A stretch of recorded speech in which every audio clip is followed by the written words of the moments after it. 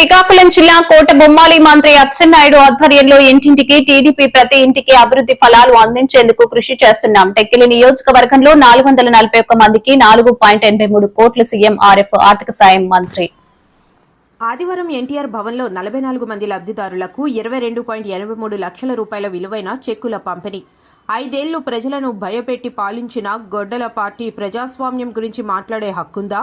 మంత్రి అచ్చెన్నాయుడు 5 ఏళ్లలో ప్రజలను బయటకు రానివ్వలేదు. ఇప్పుడు ప్రజాస్వామ్యం, స్వేచ్ఛ గురించి వైసీపీ నేతలు మాట్లాడటం విడ్డూరం.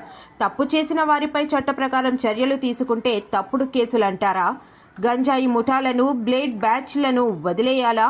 నేరం చేసిన వారిపై చర్యలు తప్పవు. రాజకీయ ముసుగులో రౌడీయిజం చేసే సంస్కృతిని ప్రజలు తిరస్కరించాలి. డిఎస్సి ఇస్తామని 5 ఏళ్లు మోసం చేసింది వైసీపీ. ఉద్యోగాలు ఇచ్చింది ఎన్డీఏ ప్రభుత్వం. డిఎస్సిపై వైసీపీది రాజకీయ డ్రామా. విద్యార్థుల పేరుతో తప్పుడు ప్రచారం. ప్రభుత్వం చేసిన అభివృద్ధి సంక్షేమమే వైసీపీ తప్పుడు ప్రచారానికి సమాధానం.